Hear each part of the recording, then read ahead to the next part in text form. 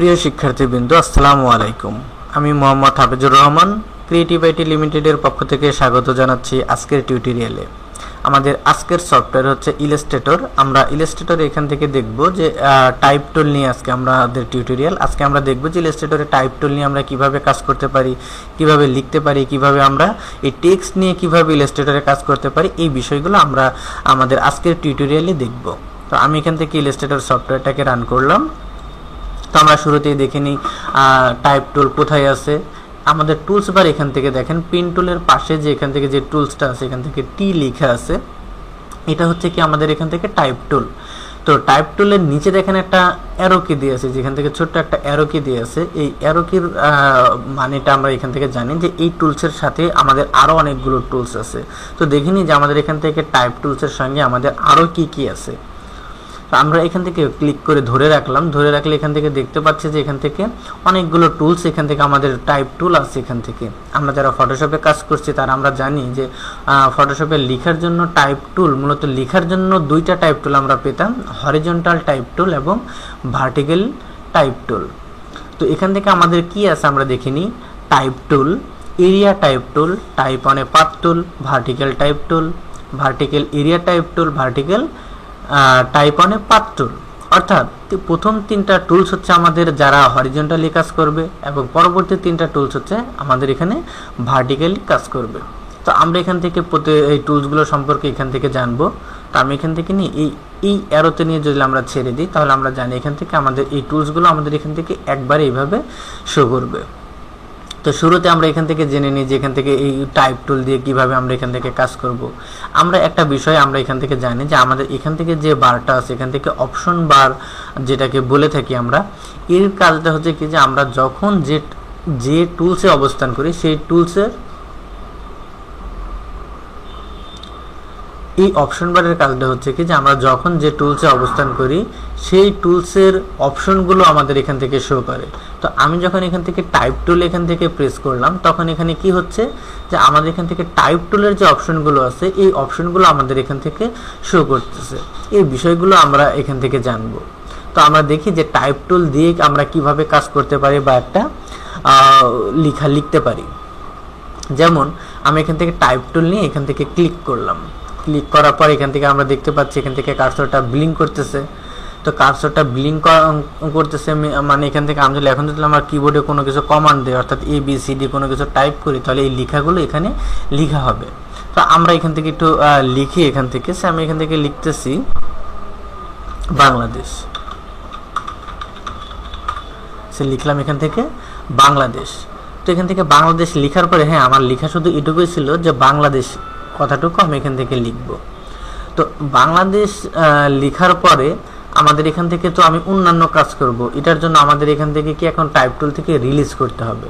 তো টাইপ টুল থেকে রিলিজ করতে হলে আমাদেরকে যেটা করতে হবে অন্য কোনো একটা টুলসে ক্লিক করতে হবে, বা এখান থেকে আমরা যেটা বলি যে মুভ টুল বা সিলেকশন টুল এখান থেকে যদি প্রেস করি তাহলে এখান থেকে কি হয়েছে আমার এই টাইপ টুল থেকে আমরা রিলিজ করছি।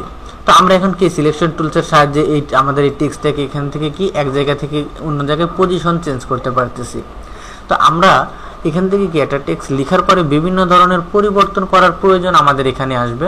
তো পরিবর্তনগুলো কেমন আমি একটু ধারণা দিই। যেমন আমি এখান থেকে লিখছি, আমার এই লেখাটাকে এডিট করতে হবে, কোনো স্পেলিং মিস্টেক করছিলাম বা আরও কিছু লেখা এখানে লিখতে হবে বা কিছু লেখা বাদ দিতে হবে। কি হতে পারে আমি যে আমার টেক্সটের যে কালারটা আছে কালার চেঞ্জ করতে হবে, ফন্ট চেঞ্জ করতে হবে, ফন্ট স্টাইল বা ফন্ট সাইজ বা প্যারাগ্রাফের টেক্সট অ্যালাইন যেটা প্যারাগ্রাফ অ্যালাইনমেন্ট যেটা এটা আমাদেরকে এখান থেকে চেঞ্জ করতে হবে। এই ধরনের পরিবর্তনগুলো আমাদের এখান থেকে করার প্রয়োজন হবে। তো আমরা এগুলো কিভাবে করতে পারবো। যেমন আমি এখান থেকে বাংলাদেশ লিখছি, এই বাংলাদেশ লেখাটাকে আমার আবারও এখান থেকে এডিট করতে হবে। তো বাংলাদেশ লেখাটাকে আবার এডিট করতে হলে কি করতে হবে, আবার আমাকে টাইপ টুল দিয়ে এটাকে অ্যাক্টিভ করতে হবে, তারপর এখান থেকে লিখতে হবে। তো টাইপ টুল অ্যাক্টিভ করার জন্য আমাদেরকে এখান থেকে কি করতে হয়, আমরা এর আগে দেখছি যে ফটোশপের টাইপ টুল নিয়ে আমাদের এখান থেকে আবার এই যে এখান থেকে টেক্সটের ভিতরে একটা ক্লিক করে তারপর এখান থেকে কি যে আমি এখান থেকে যেখান থেকে এডিট করতে চাই ওই জায়গা থেকে কি আমি এখান থেকে এডিট করতে পারি।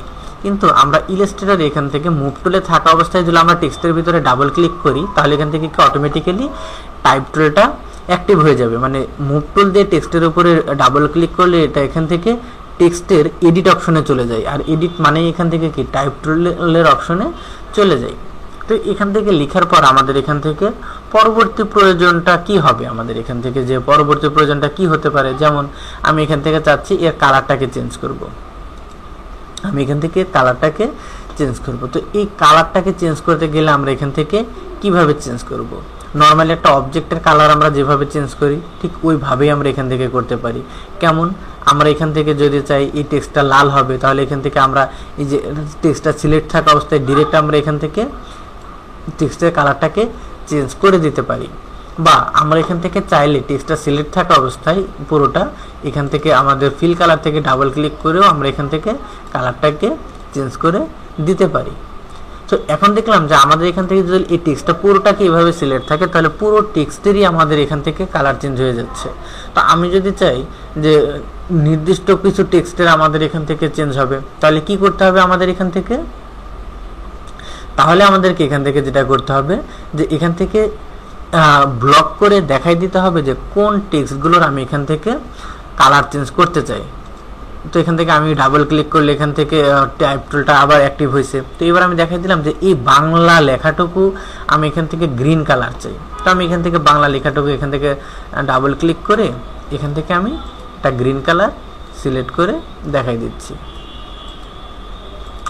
এবার যদি আমরা এখান থেকে দেখি যে আমাদের এখান থেকে বাংলা লেখাটুকু গ্রিন কালার এবং দেশ লেখাটুকু এখান থেকে রেড কালার আছে, আমরা চাইলে এখান থেকে এইভাবে পরিবর্তনগুলো করতে পারি।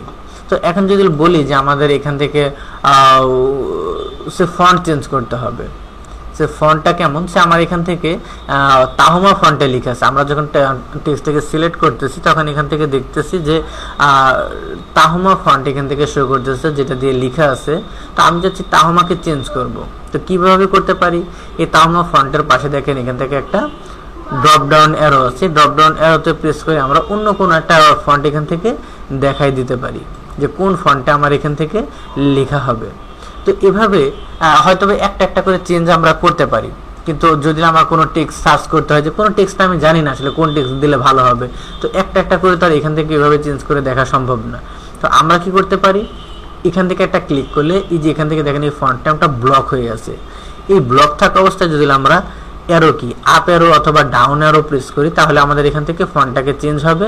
আমরা এখান থেকে দেখতে পারি যে আমাদের কোন ফন্টে আমাদের এখান থেকে আমরা লিখব, বা আমাদের যদি ডিরেক্ট কোনো ফন্ট চুজ থাকে যে আমি এই ফন্টে লিখতে যাচ্ছি, তাহলে আমরা কি করতে পারি যে ডিরেক্ট ওই ফন্টটা লিখে দিতে পারি।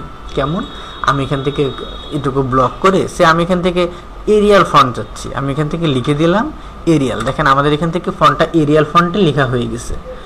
এভাবেও আমরা ফন্ট চেঞ্জ করতে পারি। এই ফন্টের পাশাপাশি দেখেন এখান থেকে কি আছে, রেগুলার। তো আমাদের এখান থেকে ফন্ট স্টাইল বলা হয় এটাকে। ফন্ট স্টাইলগুলো কি, যে ফন্টটা কি স্বাভাবিক থাকবে নাকি এখান থেকে সে বোল্ড হবে নাকি ইটালিক হবে নাকি বোল্ড ইটালিক হবে, এই বিষয়গুলো এখান থেকে কন্ট্রোল করে। তো আমরা এখান থেকে কি টেক্সটটা সিলেক্ট থাকা অবস্থায় এখান থেকে সে ন্যারো, এখান থেকে কি এর চাইতে চিকন হবে কিনা, বা এর চাইতে বোল্ড হবে কিনা, বা এখান থেকে ইটালিক হবে কিনা, অর্থাৎ এই ধরনের একটু বাঁকা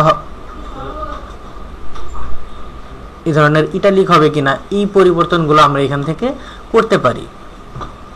এটাকে বলতেছি আমরা ফন্ট স্টাইল, যেখান থেকে, বা এখান থেকে রেগুলার চাইলে রেগুলার করতে পারি। লেখার পরে আমাদের এখান থেকে প্রয়োজন হতে পারে যে আমাদের এখান থেকে ফন্ট সাইজ ছোট বা বড় করা।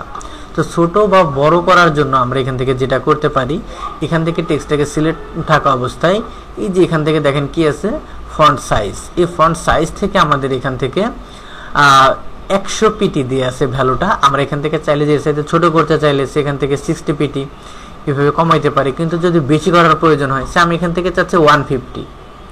তো এখান থেকে 150 তো এখান থেকে নাই, তাহলে আমরা কিভাবে করব, আমরা এখান থেকে ডিরেক্ট লিখে দিতে পারি। এখান থেকে 150 সাইজের টেক্সট আমার এখান থেকে লেখা হবে। তো এইভাবে আমরা একটা টেক্সট লিখে তো পরিবর্তনগুলো করতে পারি।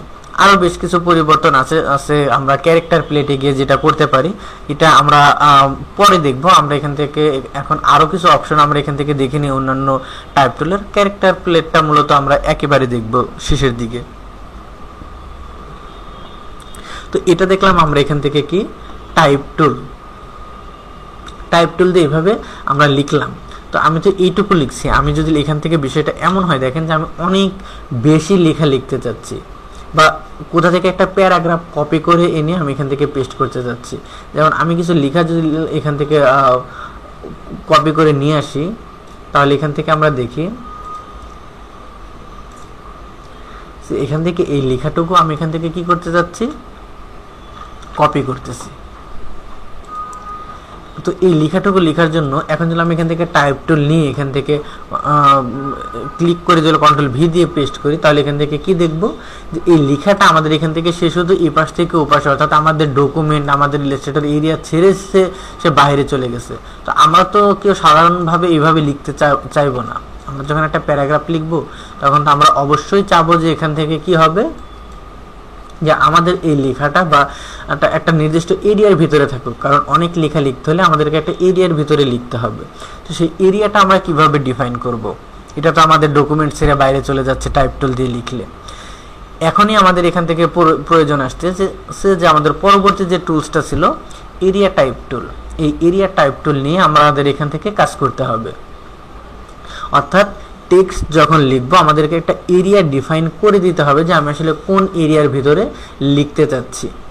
তো আমাদের এখান থেকে এরিয়াটা দেখেন, এখান থেকে আরেকটা বিষয় আমি এখান থেকে বলে রাখি যে এই যে টাইপ টুল দিয়ে, এই টাইপ টুল দিয়ে একটা এরিয়া ডিফাইন করে দেওয়া যায়। স্বাভাবিকভাবে রেক্টেঙ্গেল কোনো এরিয়া যদি হয় সেক্ষেত্রে আমরা এই টাইপ টুল দিয়েই সেই এরিয়া টাইপ টুলের কাজটুকু করতে পারি। যেমন আমি যদি এই টাইপ টুল নিয়ে শুধুমাত্র ক্লিক না করে ক্লিক করে ড্র্যাগ করি এবং তারপরে আমরা এখান থেকে কন্ট্রোল ভি দিয়ে পেস্ট করি, তাহলে এখান থেকে দেখেন যে একটা এরিয়া কিন্তু আমার এখান থেকে, এরিয়ার বাইরে কিন্তু আমার এখান থেকে টেক্সটগুলো যায়নি। তাহলে এখন কথা হচ্ছে যে আমার এখান থেকে তাহলে এরিয়া টাইপ টুলের প্রয়োজন ছিল কি, যে আমরা যদি নর্মাল টাইপ টুল দিয়ে আমরা এরিয়া ডিফাইন করতে পারি তাহলে আমার এরিয়া টাইপ টুল কি কাজ করবে। তাহলে এবার আমরা দেখি যে এরিয়া টাইপ টুল মূলত আমাদের এখান থেকে কি কাজ করবে। তো আমরা তো এখান থেকে দেখলাম যে এই টাইপ টুল দিয়ে এরিয়া টাইপ টুল নিয়ে আমরা এখান থেকে কি করতে পারি, সে একটা এরিয়া ডিফাইন করে দিতে পারি রেক্টেঙ্গেল টাইপের। তো আমার যদি প্রয়োজন হয় যে আমার এরিয়াটা থাকবে রেক্টেঙ্গেল না, সে একটা সার্কেল থাকবে, আমি একটা সার্কেলের ভিতরে লেখা যাচ্ছি, তাহলে এখান থেকে কি করব, তাহলে আমরা এখান থেকে একটা সার্কেল ড্র করি। একটা সার্কেল ড্র করে এখন আমরা কি করতে পারি যে এখান থেকে এই টাইপ টুল নিয়ে এখান থেকে লিখলে হয়তো বা কি এর উপর দিয়ে লেখা হয়ে যাবে, কিন্তু আমি যাচ্ছি কি যে এই সার্কেলের ভিতরে আমি যে লেখাগুলো লিখবো সেগুলো এখান থেকে সার্কেলের ভিতর থেকে সার্কেল ওয়াইজ এখান থেকে লেখা হবে। তো তার জন্য আমরা কি করতে পারি, এরিয়া টাইপ টুল নিলাম। এরিয়া টাইপ টুল নিয়ে আমরা যদি এই অবজেক্টের মাঝখানে ক্লিক করি তাহলে কিন্তু কাজ হবে না।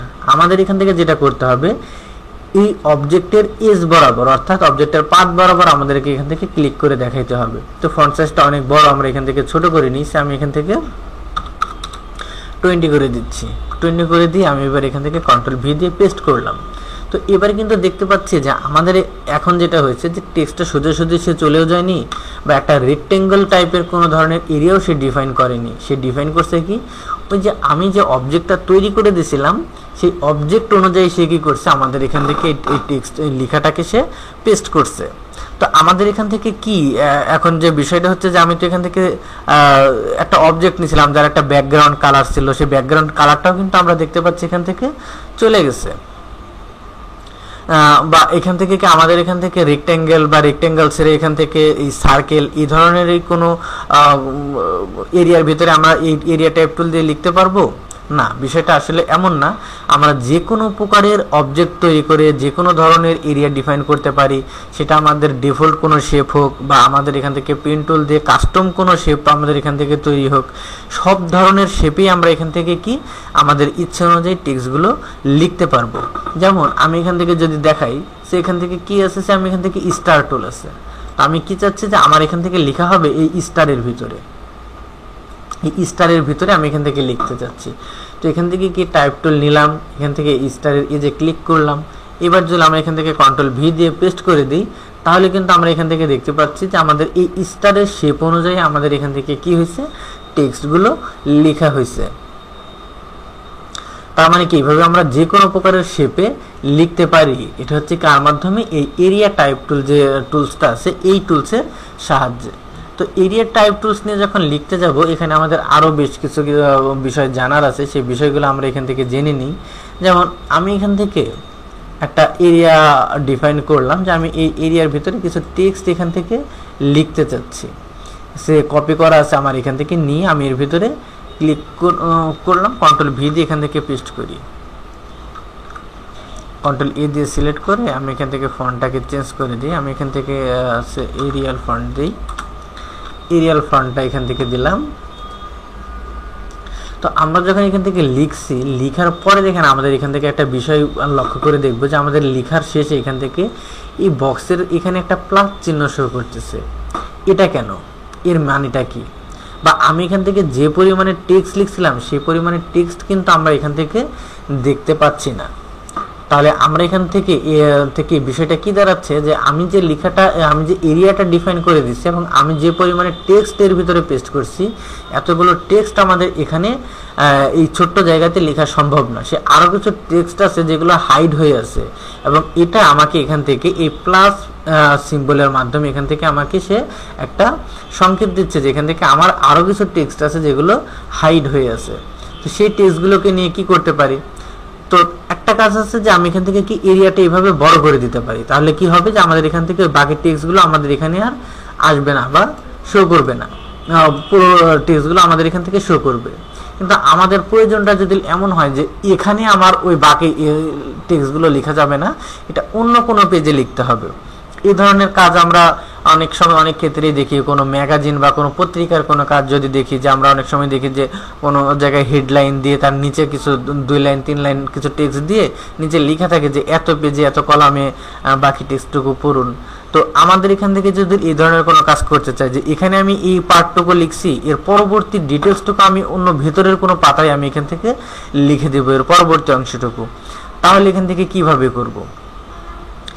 তো এখান থেকে তো আমার লেখা যাচ্ছে না। তো আমরা এখান থেকে অনেকে হয়তো বলতে পারি যে ঠিক আছে, এই পেজে যতটুকু লেখার প্রয়োজন এখানে লিখলাম, অন্য পেজে গিয়ে যতটুকু লেখার দরকার আবার টাইপ টুল নিলাম, আবার লিখলাম, এভাবে লিখতে পারি। কিন্তু এইভাবে যদি আমরা লিখি তাহলে আমাদের এখান থেকে সমস্যা আছে। সেই বিষয়গুলো কি আমরা এখান থেকে দেখি যে আমাদের এখান থেকে কোন ধরনের সমস্যা আমাদের এখান থেকে হবে। তো আমরা দেখেন আগে দেখি যে আমরা এখান থেকে এইটার সাহায্যে আমরা এরিয়া টাইপ টুলসের সাহায্যে কিভাবে করতে পারি। এখান থেকে এই পেজে আমি এখানে করছি, আমার পরবর্তী লেখাটুকু এখানে প্রয়োজন। তাহলে আমরা কি করব যে এখান থেকে দেখেন আমরা এখানে আবার কোন ধরনের এরিয়া চাই, একটা এরিয়া দেখাই দিলাম।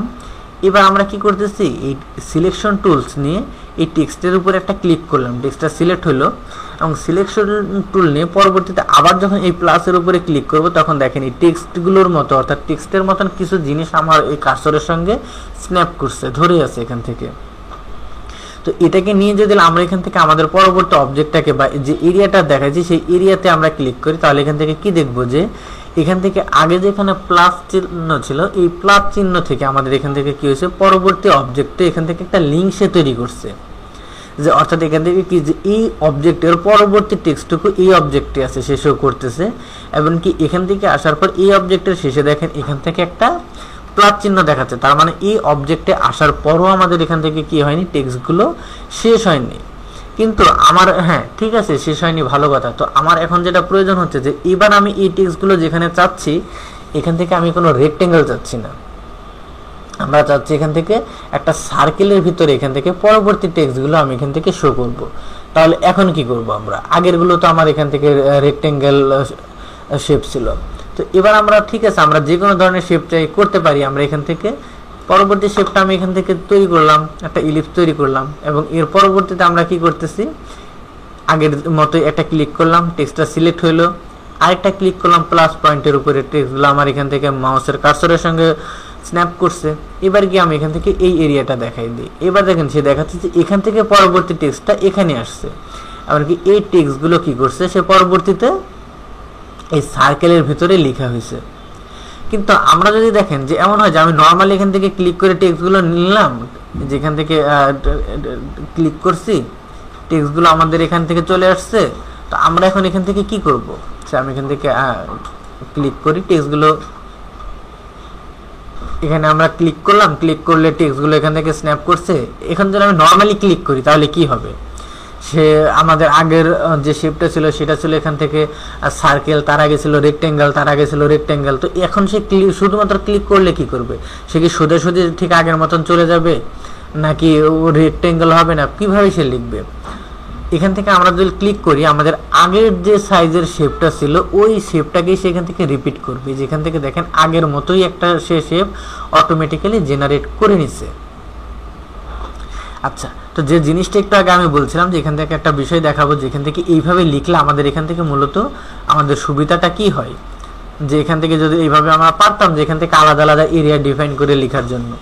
তো আমরা একটা টেক্সট লেখার পরে যদি আমাদের প্রয়োজন হয় যে আমাদের এখান থেকে মাঝখান থেকে এই লেখাটুকু আমাদের এখান থেকে মুছে ফেলতে হবে, সেখান থেকে এই লেখাটুকু আমি এখান থেকে মুছতেছি, এখানে আমার অন্য কোনো লেখা থাকবে, যে এর পরবর্তী টেক্সটটুকু আমি এখান থেকে মুছে ফেলি।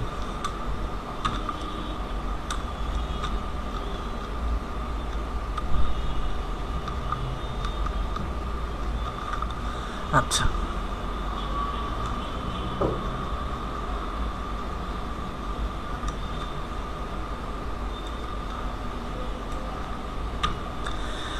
তো আমার এখন প্রয়োজন হচ্ছে যে এখান থেকে টেক্সটগুলো হয়তো এই কয়টা লাইন আমার এখান থেকে বাদ দিতে হবে। এখন আমি যে সুবিধাটা পাচ্ছি দেখেন, আমার এখান থেকে বাদ দিলে এর পরবর্তীতে প্রতিটা জায়গায় টেক্সটগুলো আপডেট হচ্ছে। যেখান থেকে মুছতেছি প্রতিটা জায়গায় দেখেন এখান থেকে টেক্সটগুলো আপডেট হচ্ছে। অর্থাৎ এখান থেকে কি, যে আমি এখান থেকে মুছে ফেলতেছি, সে এখান থেকে টেক্সটগুলো কোথা থেকে আনতে হবে, কিভাবে গ্যাপটা পূরণ করতে হবে, এটা সে অটোমেটিক্যালি নিয়ে চলে আসতেছে। কিন্তু আমার যদি এমন হতো যে প্রত্যেকটা আলাদা আলাদা, তাহলে কি আমি এখান থেকে এটুকু লিখছি, শুধুমাত্র কি এই প্যারাগ্রাফের এইটুকু অংশ ফাঁকা হয়ে যেত না? সেটাই হতো। তো এখন কি হচ্ছে দেখেন, যে আমি এখান থেকে কয়েকটা লাইন মুছে দিচ্ছি, সে কি করতেছে যে শেষে থেকে মুছতেছে এবং লিঙ্কের মাধ্যমে সে কি এখানে আপডেট করে নিচ্ছে। এখান থেকে এটুকু মোছার প্রয়োজন, সেখান থেকে কি দেখেন এভাবে সে করতেছে। আবার এখান থেকে আমার কোনো এডিট করার প্রয়োজন, সে কি করতেছে, এখানে আমার কোনো এডিট করতে গেলে সে এখান থেকে দেখেন পুরোটাতে আমার এডিট হয়ে যাচ্ছে, আমার আবার নতুন করে কোনো কাজ করতে হচ্ছে না। এই সুবিধাগুলো আমরা এখান থেকে নিতে পারি। তো আমরা এখান থেকে দেখলাম যে এরিয়া টাইপ টুলে আমরা এখান থেকে লিখলে কিভাবে টেক্সটগুলো একটা এরিয়া থেকে অন্য এরিয়াতে নিতে পারি। এখানে আরেকটা বিষয় দেখেন, যে এখান থেকে আমার একটা বিষয় দেখলাম যে আমার এখান থেকে কোনো একটা ম্যাগাজিন পেজে আমি লিখবো। তো ম্যাগাজিন পেজটা কেমন, সে আমার এখান থেকে এই ধরনের সাইজের কোনো একটা ম্যাগাজিনের পেজ আমার এখান থেকে আছে, এর আমি একটা ব্যাকগ্রাউন্ড এখান থেকে দিয়ে দিই।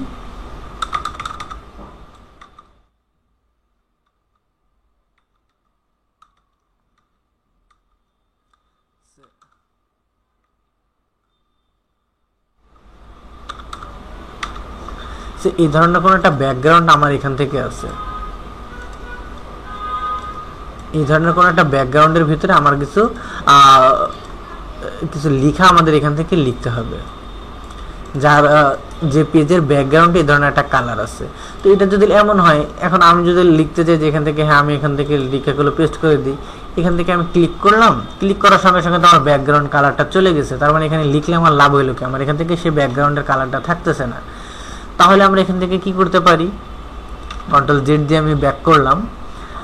তাহলে আমরা এখান থেকে কি করতে পারি, আমরা এখান থেকে যেটা করতে পারি, এই অবজেক্টের একটা ডুপ্লিকেট কপি নিতে পারি। যেমন control C, control F, control সিতে কপি, কন্ট্রোল এফতে পেস্ট ইন ফ্রন্ট, অর্থাৎ ফ্রন্টে আরেকটা অবজেক্ট আমার এখান থেকে পেস্ট হয়েছে।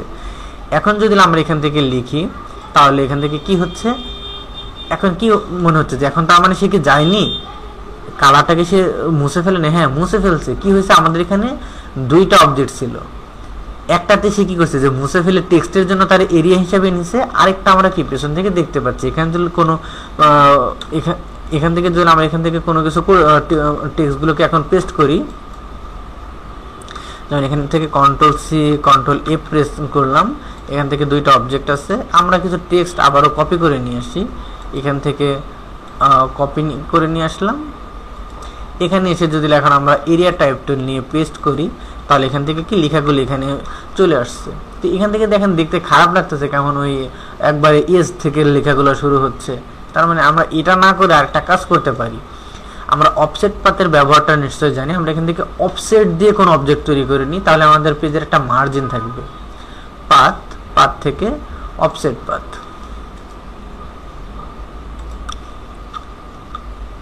আমরা এখান থেকে 0.375 একটা মার্জিন নিয়ে নিলাম। তার মানে কি এটা কিন্তু আমাদের একটা আলাদা অবজেক্ট তৈরি হয়েছে, আমরা এটা জানি। এবার আমরা এখান থেকে এরিয়া টাইপ টুল নিয়ে এখান থেকে ক্লিক করি, এবার কন্ট্রোল ভি দিয়ে পেস্ট করে দিই। আমি এখান থেকে ফন্টটাকে চেঞ্জ করে দিচ্ছি।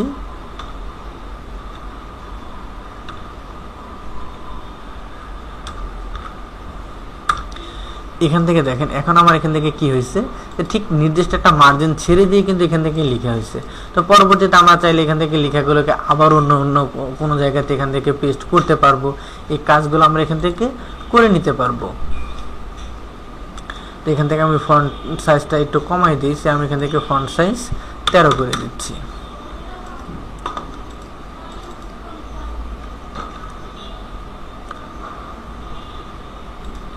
আমি এখান থেকে ফন্ট সাইজটা করে দিচ্ছি 13। ও সরি, আমার এখান থেকে টাইপটা সিলেক্ট ছিল না,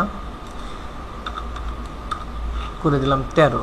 এবার আমি এখান থেকে যেটা করতেছি, আমি টেক্সটগুলোকে কপি করে নিই, টেক্সটগুলোকে কপি করে নিয়ে কন্ট্রোল সি, আমি পরবর্তীতে পুরো পেজের জন্য আমি এখান থেকে আবারও কয়েকবার পেস্ট করে দিলাম। তো এখান থেকে আমার অনেকগুলো লেখা আছে। তো এই লেখাগুলো লেখার জন্য আমাদেরকে এখান থেকে যেটা আরও বেশ কিছু আমাদের এরিয়া টাইপ টুলের আরও বেশ কিছু অপশন আমাদের এখান থেকে আছে, সেগুলো আমরা দেখি যে এখান থেকে কীভাবে সেই সুবিধাগুলো আমরা এখান থেকে নিতে পারি। এই টেক্সটটা সিলেক্ট থাকা অবস্থায় আমরা যদি এখান থেকে টাইপ মেনুতে যাই এবং গিয়ে আমরা এখানে অপশন পাবো কি এরিয়া টাইপ অপশন। এই এরিয়া টাইপ অপশন আমাদেরকে এখান থেকে কি করবে দেখেন, যে আমাদের পেজগুলো অনেক সময় এমন হতে পারে যে আমাদের টেক্সটগুলো লিখছি, টেক্সটগুলোকে রো কলামে ভাগ করতে হবে। তো টেক্সটগুলোকে রো কলামে ভাগ করব কিভাবে, তো এই এরিয়া টাইপ অপশন আমাদেরকে এখান থেকে হেল্প করবে রো কলামে ভাগ করার জন্য। তো আমরা এখান থেকে রো কলাম এখান থেকে আমরা প্রিভিউটা অন করি, তাহলে এখান থেকে দেখবো যে রো 1 কলাম 1 এগুলো দিয়ে আছে। তো আমাদের এখান থেকে চাই টেক্সটটাকে 2টা বা 3টা কলামে ভাগ করার জন্য। তো এখান থেকে আমি কি করতেছি, 2টা কলাম যখন দিচ্ছি প্রিভিউ অন করার কারণে আমরা এখান থেকে দেখতেছি যে 2টা কলাম এখান থেকে সে ভাগ হয়ে গেছে। যদি 3টা কলাম চাই তাহলে এখান থেকে দেখবো সে 3টা কলামে ভাগ হয়ে গেছে।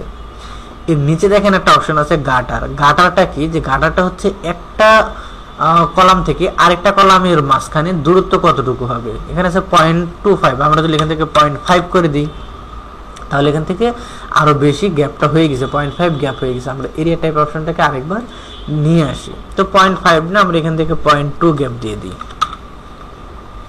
0.2 গ্যাপ আমরা এখান থেকে দিয়ে দিলাম প্রিভিউ অন করার কারণে। এখান থেকে দেখতে পাচ্ছি 0.2 আমাদের প্রতিটা প্যারাগ্রাফের মাঝখানে গ্যাপ আছে। আমরা এখান থেকে চাই যে টেক্সটগুলোকে আবার 2টা রোতে ভাগ করব, তাহলে এখান থেকে আমি রো 1 এর জায়গায় আমি 2 করে দিলাম, তাহলে এখান থেকে কি 2টা রো হয়ে গেছে। তো এখন আমাদের এখান থেকে কি বিষয়টা আমরা দেখি, এখান থেকে সে আমি 2টা তো রো করলাম। তো এখন আমাদের এখান থেকে দেখেন যে টেক্সটগুলো বিভিন্ন ওয়েতে এখান থেকে একটা প্রশ্ন আসতে পারে যে আমরা এখান থেকে কিভাবে পড়ব। 2টা ওয়েতে আমরা এখান থেকে পড়তে পারি। একটা ওয়ে হচ্ছে কি, যে এখান থেকে তো আমরা পড়াটা শুরু করব, যখন এখান থেকে এই কলামটা শেষ হয়ে যাবে, এই কলামের এখান থেকে বা এই রোটা শেষ হয়ে যাবে, তখন আমরা একটা করতে পারি যে এখান থেকে শেষ করার পর এখানে চলে যাব, আবার এখান থেকে পড়ে শেষ করে এখানে আসব, তারপর এখানে আসব। এটা একটা ওয়ে হতে পারে। আরেকটা কি, যে আমি এখান থেকে শুরু করছি, শেষ হয়ে গেলে আমরা পরবর্তীতে এই কলামটাকে আগে শেষ করব, তারপর এই কলাম পড়ব, তারপর এই কলামটা এইভাবে পড়ব। এইভাবে আমরা করতে পারি 2টা ওয়ে। তাহলে আমরা এখন এটাকে কিভাবে কন্ট্রোল করতে পারি রো কলাম ভাগ করার পরে।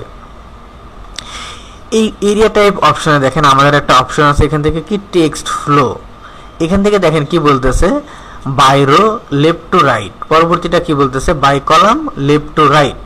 অর্থাৎ আমরা কি রো ওয়াইজ পড়বো নাকি কলাম ওয়াইজ পড়বো, আগে কলাম শেষ করব নাকি আগে রো শেষ করব। আর লেফট টু রাইট হচ্ছে এখান থেকে কি বাম থেকে ডানে যাবে।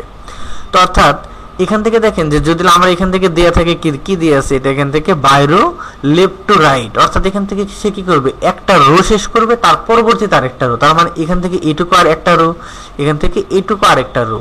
তার মানে এখন সে কি করতেছে, আগে এই কলাম এখান থেকে শেষ করতেছে, করে এই রোটাকে শেষ করবে, এখানে আসবে, তারপর এখানে, তারপর এখানে সে আসবে। তো আমরা যদি চাই যে না এটা হবে না, সে আগে এখান থেকে এই কলাম এখান থেকে শেষ করবে, তারপর এইভাবে আসবে। তাহলে টেক্সট ফ্লোটাকে চেঞ্জ করে দিই।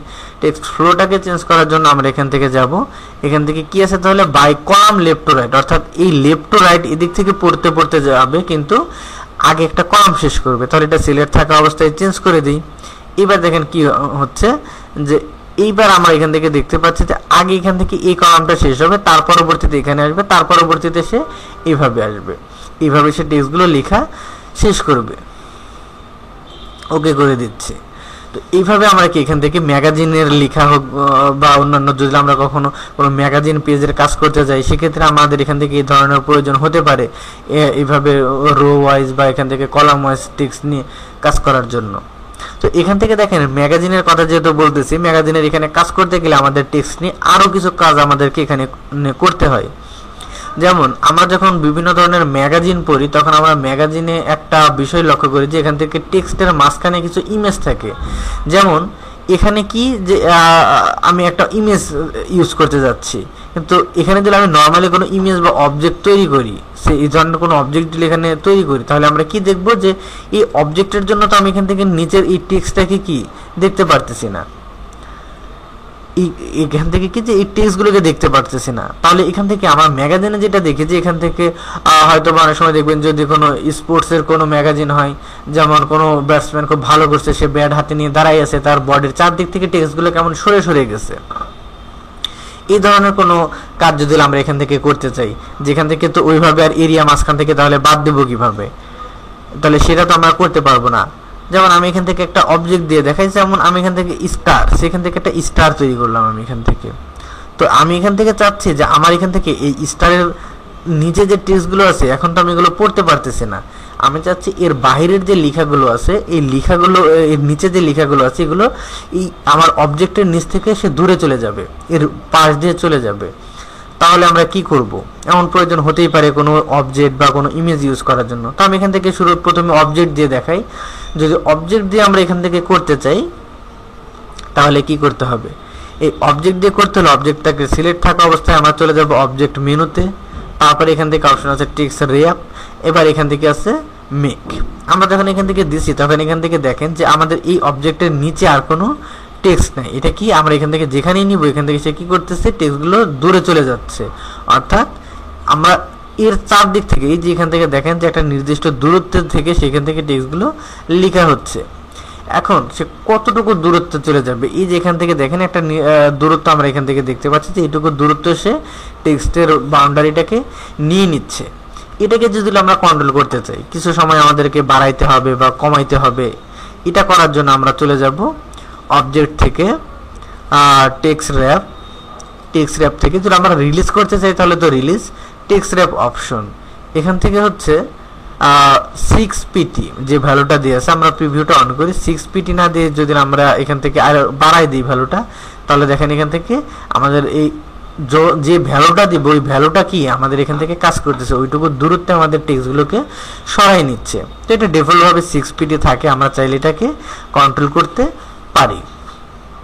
তো এই কাজটুকু তো আমরা দেখলাম যে এখান থেকে অবজেক্ট দিয়ে আমরা করলাম। যদি কোনো ইমেজ নিয়ে আমাদেরকে করতে হয়, তাহলে কিভাবে করতে হবে? হ্যাঁ, এখানে কাজ করার জন্য আলাদা কোনো ওয়ে আমাদের এখান থেকে নাই যে করতে হবে। তারপর এখান থেকে কিছু প্রবলেমে বা কিছু ভিন্ন ধরনের কিছু কাজ আমাদেরকে এখান থেকে করতে হবে নতুন কিছু ওয়েতে। তো একটা ইমেজ, যেমন আমি এখান থেকে ফটোশপে ওপেন করি, ফটোশপের এখান থেকে দেখেন আমি একটা ইমেজ এখান থেকে আনছি।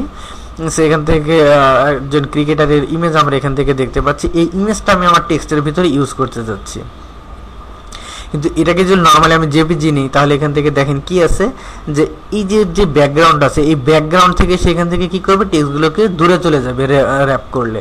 তো আমি চাচ্ছি যে না, তার এই যে তার এই বডির সাইড দিয়ে এখান থেকে টেক্সটগুলো দূরে চলে যাবে, লেখাগুলো এভাবে হবে। তো আমরা কিভাবে করব? তাহলে একটা বিষয় তো খুব স্বাভাবিকভাবে জানি যে আমরা এখান থেকে ব্যাকগ্রাউন্ডটাকে চেঞ্জ করতে হবে। তো ব্যাকগ্রাউন্ডটাকে আমরা বিভিন্নভাবে চেঞ্জ করতে পারি, ইরেজার ইউজ করে বা এখান থেকে পেন অন্য মাস্কিং করে অন্যান্য বিভিন্ন ওয়েতে আমরা এখান থেকে চেঞ্জ করতে পারি। তো আমরা যদি এই ধরনের কোনো কাজ করতে চাই, যে আমরা এখান থেকে কাজ করতে যাচ্ছি যে টেক্সট র্যাপের কাজ করব, এর জন্য ব্যাকগ্রাউন্ড চেঞ্জ করতেছি, সেক্ষেত্রে সেটার কাজ আমাদের অবশ্যই পেন টুল দিয়ে করতে হবে। অন্য কোনো সিলেকশন দিয়ে যদি আপনি এখান থেকে ব্যাকগ্রাউন্ডটাকে চেঞ্জ করে ফেলেন, তাহলে এখান থেকে কিন্তু আমাদের এখান থেকে টেক্সট র্যাপ কাজ করবে না। কাজ করবে কেমন, এখান থেকে যে মূল যে ইমেজের যে সাইজটা ছিল, ওই সাইজ অনুযায়ী সে টেক্সট র্যাপ করবে, কিন্তু এই বডি অনুযায়ী করবে না। কেন করবে না?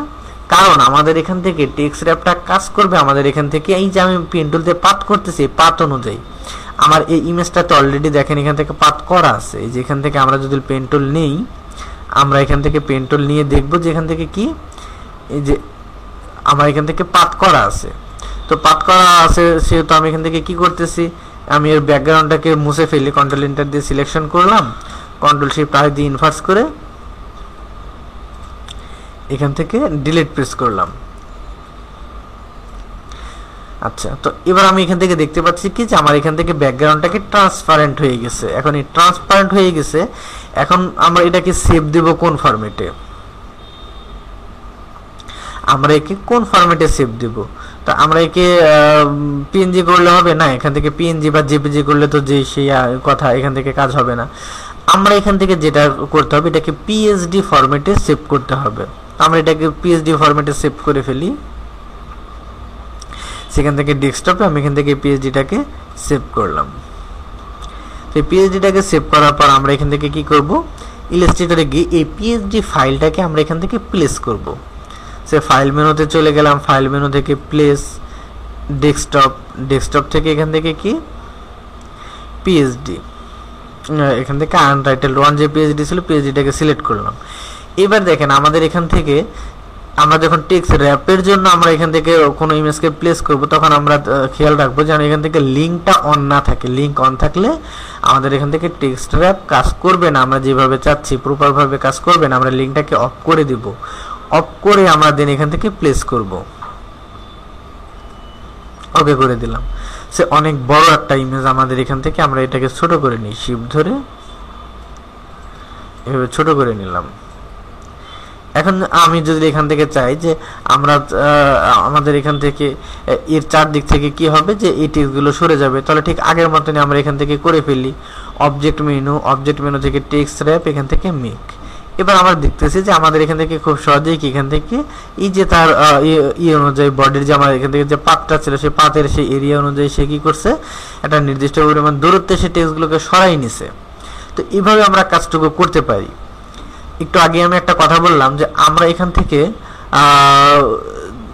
যে প্লেস করার টাইমে চেষ্টা করব এখান থেকে যেন লিঙ্ক না থাকে। আসলে লিঙ্ক থাকলে কি হবে, কাজগুলো করবে না কেন, অর্থাৎ এখান থেকে সে যদি লিঙ্ক থাকে তাহলে সে টেক্সট র্যাপ করতে পারবে না। লিঙ্কটা হচ্ছে যে এখান থেকে যে ফাইলটা ফটোশপে আছে তার সঙ্গে একটা লিঙ্ক। তো এমন হতে পারে যে লিঙ্ক সহ আমি প্লেস করে ফেলছি, এখন কি করব, হ্যাঁ তারও ব্যবস্থা আছে। তো এখান থেকে ফাইল থেকে আমরা আবারও প্লেস করি, এবার লিঙ্ক সহ প্লেস করব। আমরা এখান থেকে প্লেস করলাম, লিঙ্কটা অন করে এবার আমরা প্লেস করি, প্লেস করলাম। আমরা এখান থেকে ফাইলটাকে একটু ছোট করে নিই। এবার যদি আমরা এখান থেকে দেখেন সেট টেক্সট র্যাপ অপশনটা আমি এখান থেকে করি, অবজেক্ট টেক্সট র্যাপ মেক। এবার দেখেন সে কি করছে, সে টেক্সট র্যাপ করছে কিন্তু তার বাউন্ডারি অনুযায়ী করছে, কিন্তু সে কি করে নাই এখান থেকে ওই তার যে বডি অনুযায়ী আমি যাচ্ছিলাম এভাবে করে নাই, অর্থাৎ সে এইভাবে কাজটা করবে না। তো এর জন্য আমরা কি করতে পারি, আমি তো প্লেস করে ফেলছি। প্লেস করে ফেলার জন্য এখন আমরা এখান থেকে কি করব যে এখানে দেখেন একটা অপশন আছে এমবেডেড। এই এমবেডেড হচ্ছে আমাদের এখান থেকে যে এর যে লিঙ্কগুলো আছে লিঙ্কগুলোকে ব্রেকআপ করে দেওয়ার জন্য। তো এখান থেকে এই লিঙ্কগুলো কেটে দেওয়ার জন্য আমি এখান থেকে এমবেডেড, এবার এখান থেকে flat and layer to a single image রেখে ওকে করে দিলাম। এবার দেখেন আমাদের এখান থেকে কি হয়েছে, ঠিক আমরা ঠিক যেমনটা চাচ্ছিলাম ঠিক ওইভাবে কিন্তু আমরা পেয়ে গেছি এখান থেকে, যে এখান থেকে তার বডি অনুযায়ী এখান থেকে সেই টেক্সটগুলোকে র্যাপ করবে। এখান থেকে এই বিষয়টুকু কি আমরা এখান থেকে দেখলাম। ওকে, তো এটুকু তো আমরা দেখলাম। পরবর্তীতে আমাদের যে টুলসটা আছে এই টুলসটা হচ্ছে কি আমাদের এখান থেকে কি দেখেন টাইপ অন এ পাথ টুল। আমরা এর আগে কি দেখছি, টাইপ টুল দেন শুধু লেখার জন্য, এরিয়া টাইপ টুল কোনো নির্দিষ্ট এরিয়া লেখার জন্য, আমরা এই বিষয়গুলো এখান থেকে দেখছি।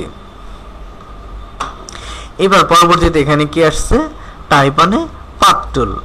আমরা এখান থেকে টাইপ অন এ পাথ টুলকে আমরা যারা ফটোশপে কাজ করছি আমার মনে হয় আমরা এখান থেকে দেখছি টাইপ অন এ পাথ টুল এখান থেকে কি করে, অর্থাৎ আমরা আমাদের নিজের ইচ্ছে মতো একটা পাথ করে দেব, সেই পাথের উপর দিয়ে লেখা হবে। যেমন আমি এখান থেকে এখানে পেন টুল দিয়ে একটা পাথ করি,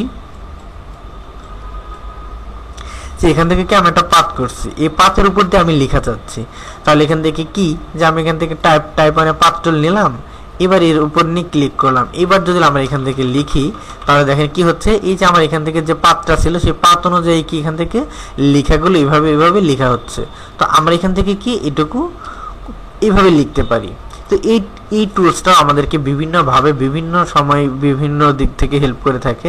যেমন আমি যদি এখান থেকে চাই টাইপ কি এখান থেকে একটা সার্কেল নিচ্ছি বা এখান থেকে একটা স্টার টুল নিচ্ছি, এই স্টার টুল নিয়ে এসে এখান থেকে কি যে আমি এই স্টারের ভিতর থেকে এই পাতের উপর দিয়ে লিখতে চাচ্ছি, তো এখান থেকে নিলাম। আমরা এরিয়া টাইপ টুলে কি হইতো যে পাতের দিয়ে যে অবজেক্টটা তৈরি করা, এই অবজেক্টের ভিতরে লেখাগুলো হইতো। তো এখন কি হবে, এখন যেটা হবে যে এখন আমাদের এখান থেকে ক্লিক করি সে এর উপর দিয়ে চলে যাবে। যখন আমি কন্ট্রোল ভি দিয়ে পেস্ট করে দিই কিছু লেখা, দেখেন আমাদের এই স্টারের চারদিক থেকে সে পাত অনুযায়ী লেখাগুলো সে লিখছে।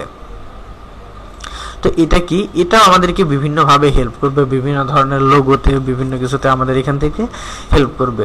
যেমন আমরা যদি একটা লোগোর কথা বলি, যে লোগোতে আমাদের এখান থেকে সার্কেল ওয়াইজ এইভাবে ঘোরানো লেখাগুলো থাকে, যেমন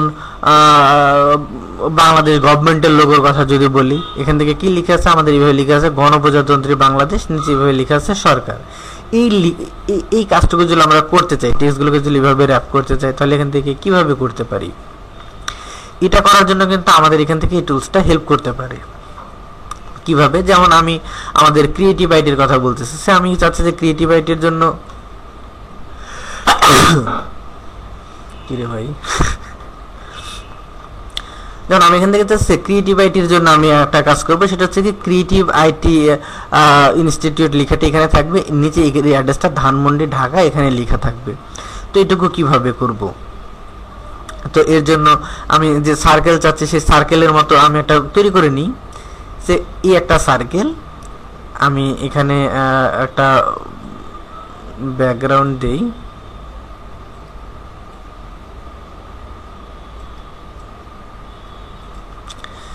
এখান থেকে আমি যাচ্ছি এখান থেকে লিখে থাকবে ক্রিয়েটিভ আইটি ইনস্টিটিউট, এখানে ধানমন্ডি ঢাকা, এই ধরনের কোন একটা শেপ এখানে থাকবে।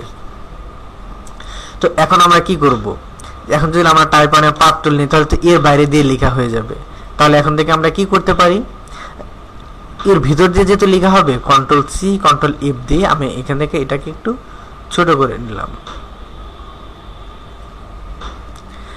সে এখান থেকে আমি এটুকু নিলাম, এটুকু কি আমাদের একটা আলাদা অবজেক্ট, দেখেন এখান থেকে কালারটা চেঞ্জ করে দিলে বুঝতে পারবো এটুকু একটা আলাদা। তো এই অবজেক্টে কি হবে, আমাদের এই কালারটা চলে যাবে, আমরা যখন এখান থেকে টাইপ অনে পাথ টুল নিয়ে ক্লিক করবো কালারটা চলে যাবে। আমি এখান থেকে আলাদাভাবে বোঝানোর জন্য জাস্ট এখান থেকে লিখলাম। তো এখান থেকে নিয়ে এর উপরে ক্লিক করতেছি, কালারটা চলে গেছে। এবার আমি এখান থেকে লিখি creative IT institute,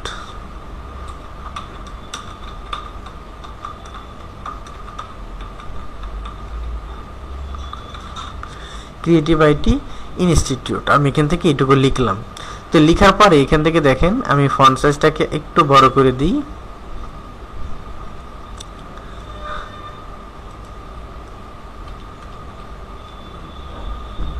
creative IT institute, ওকে। তো আমি এখান থেকে লিখলাম ক্রিয়েটিভ আইটি ইনস্টিটিউট। তো এখান থেকে আমরা এভাবে লিখলাম। তো আমি এখন যদি লিখি ধানমন্ডি ঢাকা, তো ধানমন্ডি ঢাকাটা তো লেখা হবে এখান থেকে এইভাবে। তো আমি দেখতেছি লেখা তো এইভাবে ঘুরে আসতেছে। তো আমরা এখান থেকে কিভাবে করতে পারি, আমরা এখানে কিভাবে করতে পারি, কারণ আমি ধানমন্ডি ঢাকা লিখলে তো সে এইভাবে যাবে ধানমন্ডি ঢাকা, কিন্তু আমি চাচ্ছি এখান থেকে এইভাবে যাবে। এবার তাহলে কি করা যায় আমরা দেখি, এখান থেকে যে এখান থেকে দেখেন যখন আমি লেখাটাকে সিলেক্ট করছি তখন এখান থেকে দেখেন তিনটা হ্যান্ডেল আমরা এখান থেকে দেখতে পাচ্ছি, কন্ট্রোল হ্যান্ডেল, এখানে আছে একটা, এখানে আছে দুইটা। তো এগুলো আমাদেরকে আসলে এগুলো কি এবং এগুলো আমাদেরকে এখান থেকে কিভাবে হেল্প করে। তো এখানে যে দুইটা আছে দুইটার কথা আমরা আগে বলিনি, এই দুইটাকে বলা হচ্ছে একটা হচ্ছে স্টার্টিং পয়েন্ট, একটা হচ্ছে এন্ডিং পয়েন্ট। এটা হচ্ছে আমাদের উপরে যেটা আছে এটা হচ্ছে স্টার্টিং পয়েন্ট, এটা হচ্ছে এন্ডিং পয়েন্ট। এটাকে ধরে যদি আমি এখান থেকে এদিকে নিয়ে আসি তাহলে দেখেন এখান থেকে কি হচ্ছে, এখান থেকে টেক্সটটা শুরু হয়েছে এখানে এসে শেষ হবে, অর্থাৎ এর বাইরে সে টেক্সট যেতে পারবে না। আমরা এখান থেকে এটাকে আরো ভালোভাবে বুঝতে পারবো, এটাকে যদি আমি এখান থেকে ধরে নিয়ে এখানে সেট করে দিই তাহলে এর বাইরে লেখাগুলো যাওয়ার কথা না। দেখেন এখান থেকে সত্যি মানে যে ওয়ার্ডটা আছে কমপ্লিট হচ্ছে না, বিধেয় ওয়ার্ডটা এখান থেকে আসতেছে না। তো এখান থেকে কি আমি এটা এখান থেকে এখানে রেখে দিলাম, কোনো সমস্যা নাই। আর এটা কি, এটা হচ্ছে আমাদের স্টার্টিং পয়েন্ট। টেক্সটগুলো এখান থেকে লিখা হয়েছে, আমরা যদি চাই একটু নিচে বা এখান থেকে টেক্সটটাকে শুরু হবে, এটা আমরা এখান থেকে কন্ট্রোল করতে পারি। তো আমি এখান থেকে টেক্সটটাকে দেখাই দিলাম যে টেক্সট এখান থেকে লেখাটা শুরু হয়েছে, এখান থেকে শুরু হয়েছে, এখান থেকে এসে এর এন্ডিং পয়েন্ট এটা এখান থেকে, ঠিক আছে। তো এর ভিতরে দেখেন আরেকটা আছে মাঝ বরাবর, এখান থেকে এ কি কাজ করবে, এ হচ্ছে যে টেক্সটের যে আমাদের যে সমস্যাটা, আমাদের টেক্সটটা সে কোন দিকে যাবে, আমাদের এখান থেকে এই টেক্সটটাকে মূলত সে বেজ লাইন হিসাবে, অর্থাৎ এই পাথটাকে বেজ লাইন হিসাবে ইউজ করতেছে।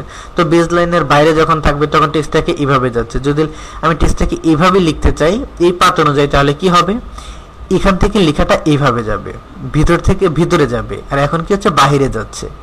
তো এখন দেখেন আমার এই কন্ট্রোল হ্যান্ডেলটা বাহিরে আছে, বিধায় এই লেখাগুলো বাইরে যাচ্ছে। আমরা যদি এই কন্ট্রোল হ্যান্ডেলটাকে ধরে ভিতরে নিয়ে আসি, তাহলে দেখেন আমাদের এই লেখাগুলো কি হয়েছে, ভিতরে চলে আসছে। আবার যদি এটাকে ধরে বাহিরে নিয়ে চলে যাই, তাহলে আমরা কি দেখতেছি, এখান থেকে এই টেক্সটগুলো বাহিরে চলে গেছে। ক্লিয়ার? আমরা এখান থেকে বুঝতে পারতেছি।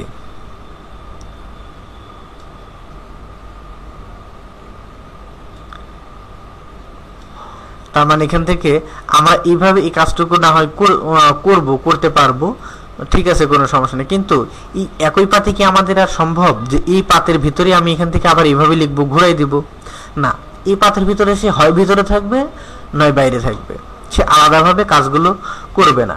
তো আমরা এখান থেকে কি করব, আমরা এটা করার জন্য আমাদেরকে আরেকটা পাত নিয়ে নিতে হবে। আর এই পাতের ভিতরে যদি আমরা নিই, তাহলে এখান থেকে হবে না। কেন?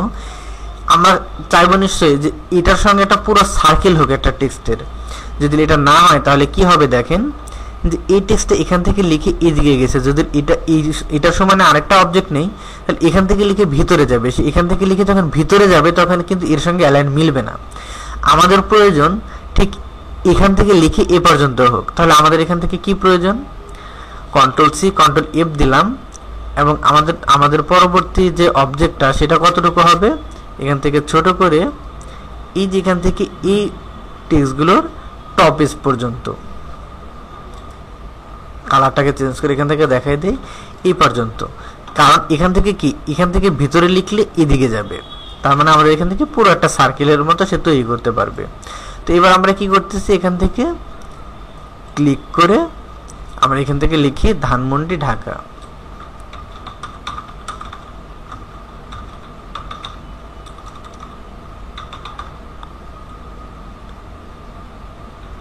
ধানমন্ডি ঢাকা।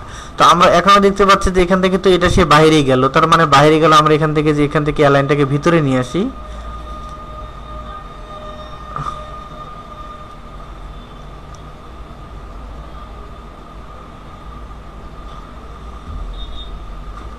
এখান থেকে ধানমন্ডি ঢাকা। তো এখন দেখেন যে এখান কি হয়েছে, যদি এটা না লিখতাম, যে এখান থেকে দেখেন যদি এখান থেকে এভাবে না লিখতাম, তাহলে কি হচ্ছে, যে টেক্সটটা কিন্তু এভাবে আমাদেরকে এখান থেকে মিলতো না।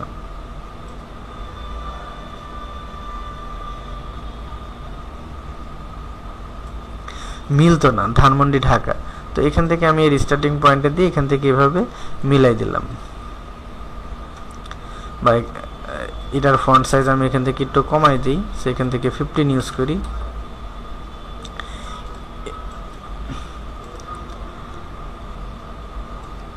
এবার আমরা এখান থেকে এটাকে এখান থেকে মিলাই দিলাম, এখান থেকে কন্ট্রোল সি কন্ট্রোল এফ নিয়ে একটু সৌন্দর্যের জন্য আমরা এখান থেকে এর মাঝখানে নিয়ে এখান থেকে কালারটা চেঞ্জ করে দিই।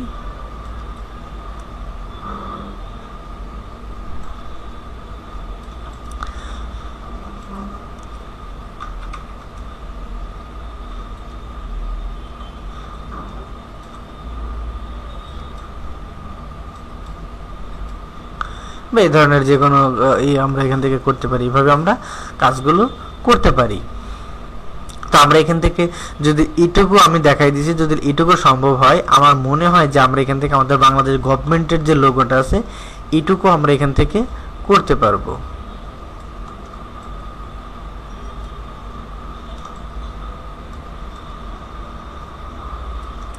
আমরা এখান থেকে কাজগুলো করতে পারবো।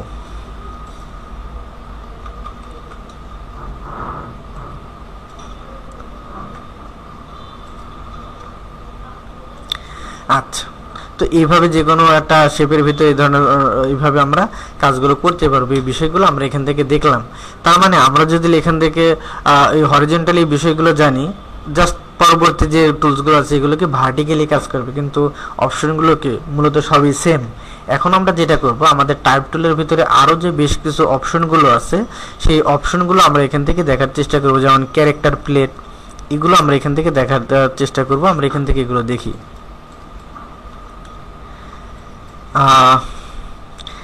আমরা এখান থেকে উইন্ডো থেকে আমরা পাবো কি টাইপ, টাইপ থেকে আমরা পাবো ক্যারেক্টার, বা কন্ট্রোল টি প্রেস করলে ডিরেক্ট এখানে চলে আসবে। তো আমাদের এখান থেকে দেখেন পুরো অপশন যখন আমরা এখান থেকে দেখব, আমাদের এই ক্যারেক্টার প্লেটের সঙ্গে আমরা অনেকেই আগে পরিচিত, কারণ আমরা কাজ করছি বা এই বিষয়গুলো অনেক কিছু সম্পর্কে আমরা এখান থেকে জানি। এখান থেকে দেখেন এটা সিলেক্ট থাকা অবস্থায় এখান থেকে কি আছে, ফন্ট আছে এরিয়াল। এরিয়াল তো আমরা বুঝি এখান থেকে, যেমন এটা কোন ফন্টে লেখা আছে, যেমন রেগুলার, এখান থেকে এই রেগুলারটা কি ফন্ট স্টাইল, এখান থেকে কি আছে ফন্ট সাইজ 13 পয়েন্টে আছে। এটা হচ্ছে কি লিডিং, লিডিংটা কি একটা লাইন থেকে আরেকটা লাইনের দূরত্ব কতটুকু হবে, সে এখান থেকে দিচ্ছে একটা লাইন থেকে আরেকটা লাইনের দূরত্ব একটু বেশি হোক, তাহলে এখান থেকে সে আমি 19 প্রেস করি, তাহলে এখান থেকে কি হচ্ছে যে লাইনগুলো অনেক বাড়তেছে। যদি কমাইতে চাই তাহলে কমাইতে পারি। আচ্ছা, এখানে কি আছে কার্নিং, এর ভ্যালুটা আমি আগে 0 করে দিই। এখান থেকে কি আছে কার্নিং, কার্নিংটা মূলত কি করবে, কার্নিং যে কাজটা করবে সেটা হচ্ছে কি এখান থেকে আমাদের নির্দিষ্ট দুইটা ক্যারেক্টারের মাঝখানে একটা গ্যাপ সে তৈরি করবে। যেমন এখান থেকে আমি চাচ্ছি যে এখান থেকে এম এবং এ এই দুইটার মাঝখানে আর একটু গ্যাপ হবে, তাহলে এখান থেকে আমরা স্পেস দিলে তো অনেক বেশি হয়ে যাচ্ছে, আমি চাচ্ছি এত না, তাহলে আর একটু সামান্য পরিমাণে গ্যাপ বাড়বে বা কমবে। এই ধরনের কাজ যদি আমরা করতে চাই, তাহলে যে দুইটা ক্যারেক্টারের মাঝখানে আমরা দূরত্বটা কমাইতে চাই, গ্যাপটা কমাইতে চাই, ওই দুইটার মাঝখানে আমরা এখান থেকে কার্সরটা রেখে আমরা এখান থেকে যদি পজিটিভ ভ্যালু দিই, আমরা যদি এখান থেকে পজিটিভ ভ্যালু দিই, আমি আপ অ্যারো প্রেস করতেছি ক্লিক করে, যার কারণে কি হচ্ছে, তাহলে দেখেন এখান থেকে গ্যাপটা বাড়তেছে সামান্য। এটা স্পেস দিলে অনেক বেশি হবে, খুব সামান্য পরিমাণে যদি বাড়ানোর প্রয়োজন হয় তাহলে আমরা এখান থেকে এইটুকু করতে পারি। আর যদি আমাদের এখান থেকে এমন হয় যে কমাইতে হবে, গ্যাপটা অনেক বেশি আছে, এই গ্যাপটা আমাদের এখান থেকে কমানোর প্রয়োজন, তাহলে আমরা যেটা করতে পারি এখান থেকে যে নেগেটিভ ভ্যালু দিলে, অর্থাৎ ভ্যালুটা যদি মাইনাসে নিয়ে যাই, তাহলে আমাদের এখান থেকে গ্যাপটা কমে যাবে। আবার এখান থেকে যদি স্বাভাবিকভাবে চাই তাহলে এখান থেকে আমরা 0 এখান থেকে ইউজ করতে পারি। মূলত কাজের ক্ষেত্রে এই বিষয়টা আমাদের খুব বেশি প্রয়োজন হয় না। আরেকটা বিষয় হচ্ছে এখান থেকে এটাকে কি বললে কার্নিং, পরবর্তীটা কি ট্র্যাকিং। ট্র্যাকিংটা কি স্পেস বিটুইন সিলেক্টেড ক্যারেক্টার, অর্থাৎ যতগুলো ক্যারেক্টার সিলেক্ট থাকবে সবগুলোর মাঝখানে আমাদের এখান থেকে গ্যাপ তৈরি করতে হবে। যেমন আমাদের প্রয়োজনটা এমন হয়, দেখেন এখান থেকে সেখান থেকে আমি লিখলাম সিআরই,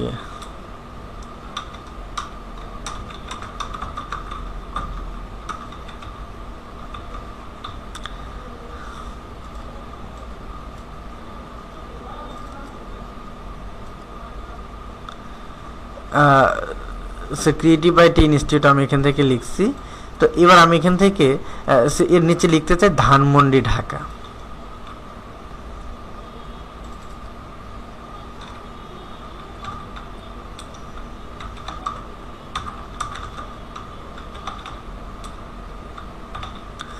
ধানমন্ডি ঢাকা, এখান থেকে আমি এটুকু লিখলাম। অর্থাৎ এখান থেকে বিষয়টা হচ্ছে যে অনেক সময় আমরা বিভিন্ন কাজ করতে গেলে বিভিন্ন ধরনের ট্যাগ, যেটা অর্থাৎ একটা লোগোর পাশে যেমন লোগোর মোটো বা স্লোগান যে বিষয়টা থাকে সেটা লেখার জন্য, তা আমরা এখান থেকে দেখেন যে যদি এটা এর স্লোগানটা হয় তাহলে এর ফন্ট সাইজটা এত বড় থাকবে না, কতটুকু, এটা হয়তো এখান থেকে কতটুকু এমন ছোট করে থাকবে বা আরো ছোট করে থাকবে এখান থেকে। তো এটাকে যদি আমরা এখান থেকে কি করব, এটা তো আর এমন লেখা থাকবে না, এটা দেখবেন পুরোটা পর্যন্ত লেখা থাকে। তাহলে এটার জন্য আমরা কি করতে পারি, এটাকে এই টেক্সটকে ধরে কি আমরা এভাবে টান দিয়ে লম্বা করে এই পর্যন্ত মিলাই দেব, তাহলে কিন্তু এখান থেকে আমাদের এটা দেখতে ভালো লাগবে না। আমরা এখান থেকে যেটা করতে পারি, প্রত্যেকটা মাঝখানে গ্যাপ বাড়াই দিতে পারি। যেমন এখান থেকে দেখেন আমি গ্যাপটাকে বাড়াচ্ছি, গ্যাপ বাড়াচ্ছি মানে কি হচ্ছে যে আমার এখান থেকে প্রত্যেকটা ক্যারেক্টারের ক্যারেক্টারিস্টিক ঠিক থাকতেছে, তাকে টেনে লম্বা করা হচ্ছে না, কিন্তু সেখান থেকে কি হচ্ছে মাঝখানে গ্যাপ বাড়ায় সেখান থেকে এটাকে সমান করে নিচ্ছে, বা এখান থেকে যদি আরো গ্যাপ আমরা এখান থেকে দিতে চাই, এখান থেকে যে প্রত্যেকটা মাঝখানে দেখেন গ্যাপ দিয়ে দিয়ে এখান থেকে কি হচ্ছে, এটা কি পর্যন্ত মিলাই দেওয়া হয়েছে। এই ধরনের কাজ আমরা এখান থেকে ট্র্যাকিং এর সাহায্যে করতে পারি। পরবর্তীতে এখান থেকে কি দিয়ে আছে দেখেন, স্কেল।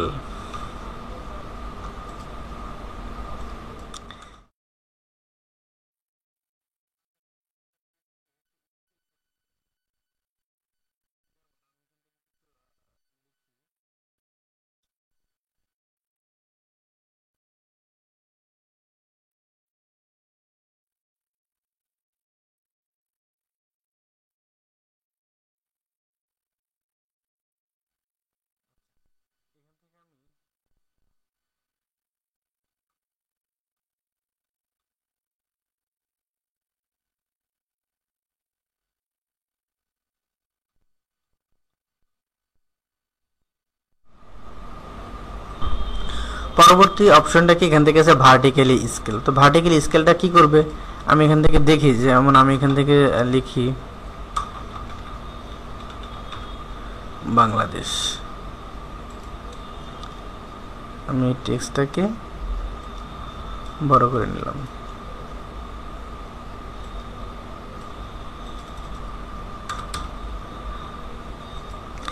আমরা যদি চাই যে টেক্সটটাকে উপরে নিচে এখান থেকে টেনে লম্বা করা হবে, যেমন এমন, আমরা যদি এটাকে এইভাবে করতে চাই, তাহলে আমরা এখান থেকে কি করতে পারি, এখান থেকে এর ভ্যালুটা বাড়াইতে পারি। যেমন এখান থেকে কি আছে 100%, আমি এখান থেকে যদি 300 করে দিই, তাহলে দেখেন মনে হচ্ছে যে টেক্সটটাকে টেনে লম্বা করে ফেলছে।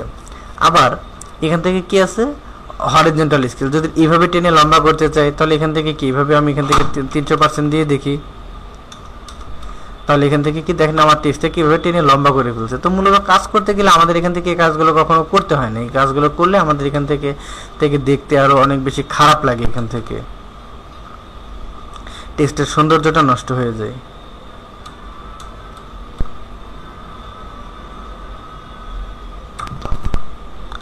আচ্ছা,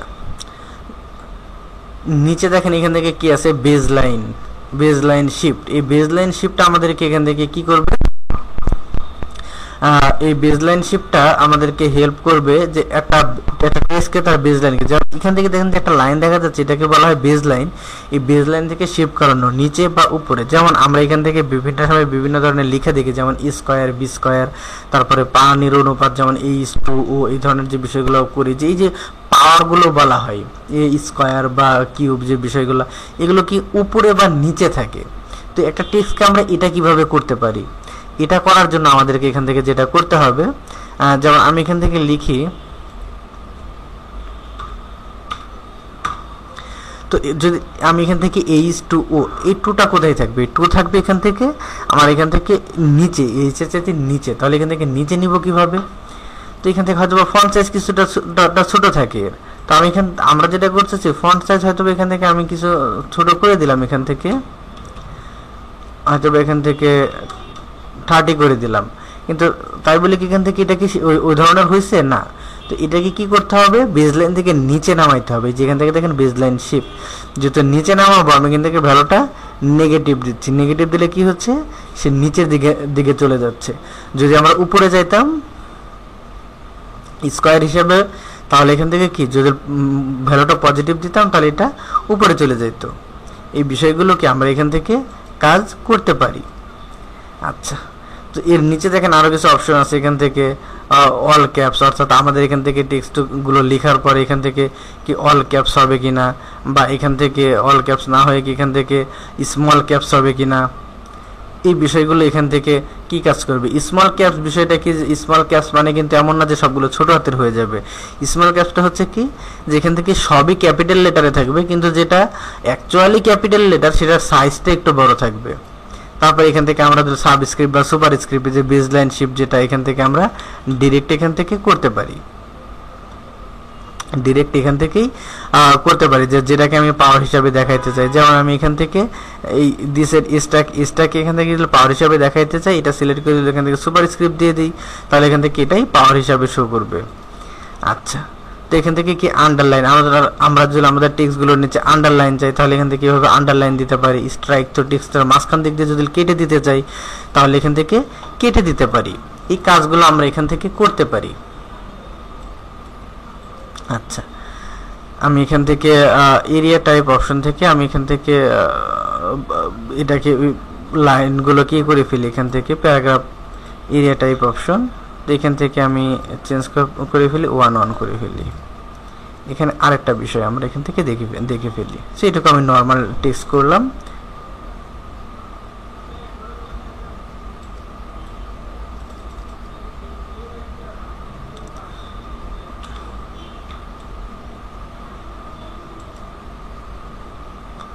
লাইন হাইটটাকে এখান থেকে 25 করে দিই। ওকে,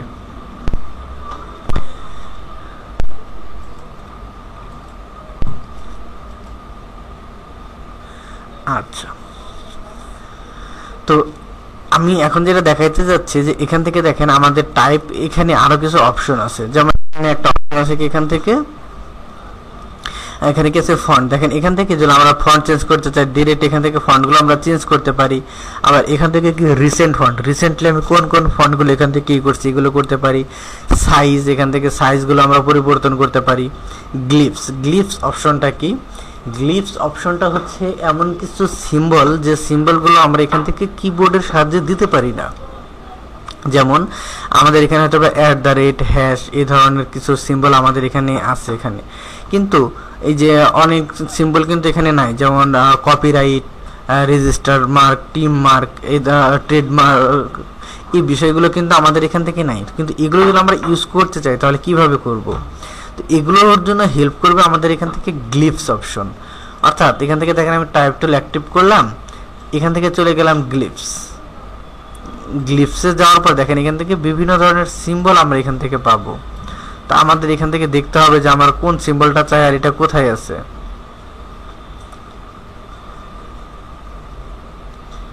অর্থাৎ এখান থেকে যদি সেই রেজিস্টার মার্কগুলো এখান থেকে নিতে চাই তাহলে সেগুলো আমরা এখান থেকে, যেমন এখান থেকে দেখেন এখান থেকে কি বিভিন্ন মার্ক এখানে আছে। তো কপিরাইট মার্কটা কোথায় আছে এটা তো খুঁজতে আমি এখান থেকে ফন্টটা চেঞ্জ করি, এখান থেকে টাইমস নিউ রোমান ইউজ করি। টাইমস নিউ রোমান ইউজ করে দেখি এখান থেকে পাওয়া যায় কিনা।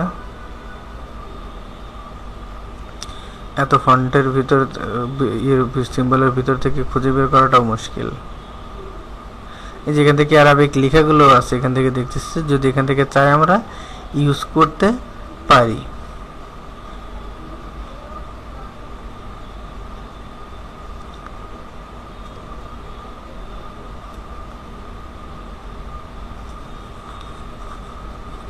আমি এখান থেকে এটাতে তো কই চোখে পড়তেছে না, আছে হয়তো বা চোখে পড়তেছে না। আমি এখান থেকে এই যে এখান থেকে দেখেন তাহমা ফন্টে যাওয়ার পর আমরা এখান থেকে দেখতে পাচ্ছি রেজিস্টার্ড মার্ক। তো এখান থেকে যদি আমি রেজিস্টার্ড মার্কে ডাবল ক্লিক করি বা এখান থেকে কপিরাইট মার্কে ডাবল ক্লিক করি, ট্রেড মার্কে ডাবল ক্লিক করি, তাহলে এটা আমাদের এখান থেকে কি অটোমেটিক্যালি আমাদের এখান থেকে চলে যাবে, যেগুলো কি এখান থেকে কি ফন্ট আকারে এখান থেকে কি ইউজ হচ্ছে। ফন্টের মতো করে ছোট বড় বা কাস্টমাইজ আমরা এখান থেকে করতে পারি। এটা হচ্ছে কি আমাদের এখান থেকে গ্লিপস অপশনের কাজ।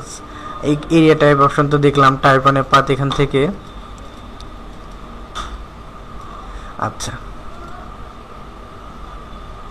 তো এখান থেকে দেখেন আরেকটা অপশন আছে আমাদের এখান থেকে ফিট হেডলাইন, যেটা আমাদের প্রয়োজন হয়। যেমন আমি এখান থেকে চাচ্ছি, অনেক সময় দেখছি যে এখান থেকে say this is a Photoshop version, এই লেখাটুকু এটা আমার প্যারাগ্রাফের ফার্স্ট লাইন, এবং আমি এখান থেকে চাই এটাই আমার এখান থেকে কি হবে প্যারাগ্রাফের এটাই হেডলাইন হবে। যেমন হেডলাইনটা কি হতে পারে যে এখান থেকে হয়তো বা পঞ্চাশ একটু বড় হয়ে একটু গ্যাপ হয়ে প্রথম লাইনটা এটা থাকবে। তো এটার জন্য আমাদেরকে কি করতে হবে, এটার জন্য আমাদেরকে এখান থেকে তেমন কিছুই করতে হবে না, জাস্ট এখান থেকে গিয়ে এটাকে ইন্টার প্রেস করে এখান থেকে নিচে নামাই দিলাম। নিচে নামাই দিয়ে আমরা এখান থেকে কি এটুকুকে সিলেক্ট করলাম, যেটুকুকে আমরা এখান থেকে হেডলাইন হিসেবে চাই। সিলেক্ট থাকা অবস্থায় এখান থেকে টাইপ মেনু থেকে অপশনটা দিয়ে দিলাম যে ফিট হেডলাইন।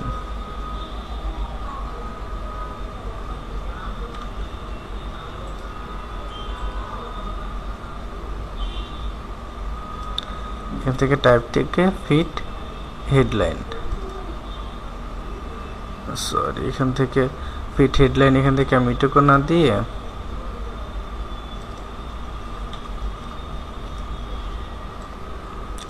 ওকে, আমরা যে বিষয়গুলো দেখছিলাম এখান থেকে আমাদের টেক্সটের আরও বেশ কিছু অপশনগুলো, তো সেগুলোকে এখান থেকে সিলেক্ট থাকা অবস্থায় আমরা এখানে পাবো টাইপ থেকে ফিট হেডলাইন। তো এই ফিট হেডলাইন আমাদের এখান থেকে কি হেল্প করবে আমরা দেখি যে আমাদের অনেক সময় এই ধরনের অনেক কিছু দেখি, যেমন যেটা আমাদের টেক্সটের শুরুর লাইনটাই আমাদের এখান থেকে হেডলাইন হিসেবে এখান থেকে শো করানো হয়।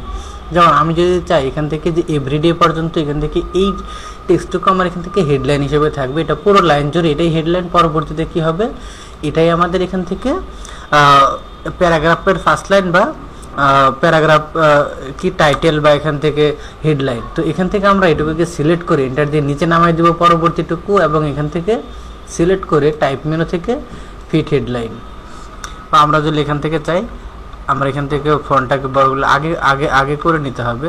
তো এখান থেকে দেখেন যে এটুকু কি হয়েছে আমার এখান থেকে হেডলাইন হিসেবে পুরো লাইনটাতে সে কী করছে অটোমেটিক সে ফিট করে নিছে, যার যতটুকু গ্যাপ তৈরি করার প্রয়োজন মাঝখান থেকে ওই গ্যাপটুকু তৈরি করে নিয়ে সে অটোমেটিক্যালি করে নিছে।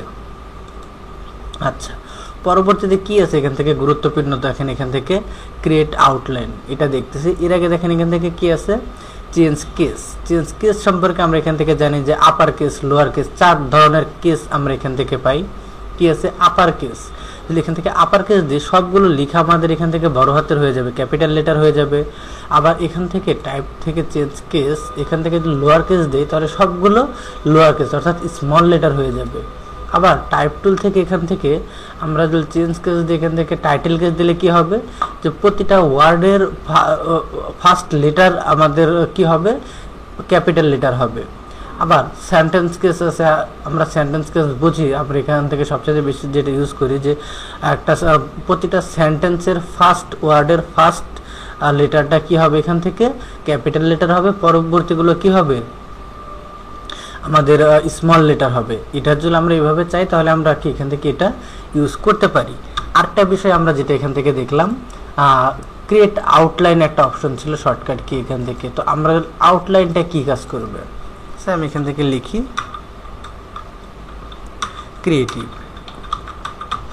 ক্রিয়েটিভ। তো আমরা এখান থেকে এই ধরনের কাজগুলো করতে গেলে বিশেষ করে আমরা যখন টাইপোগ্রাফিতে কোনো লোগো করতে চাই এই লোগোর কাজগুলোতে করতে গেলে আমাদেরকে এখান থেকে আউটলাইন করতে হয়। আউটলাইনটা অর্থ হচ্ছে যে এখান থেকে একটা টেক্সটকে অবজেক্টে পরিণত করে একটা অবজেক্টের বৈশিষ্ট্যটাকে নিয়ে আসা, যেটা টেক্সট থাকবে না অবজেক্ট হয়ে যাবে। কারণ টেক্সটকে অবজেক্ট করলে সুবিধাটা কি যে টেক্সটকে অবজেক্ট করলে আমাদের এখান থেকে ইচ্ছে মতন কাস্টমাইজ করা যায়। যেমন আমি এখান থেকে ফন্টটা যদি একটু চেঞ্জ করে নিই শুরুতে,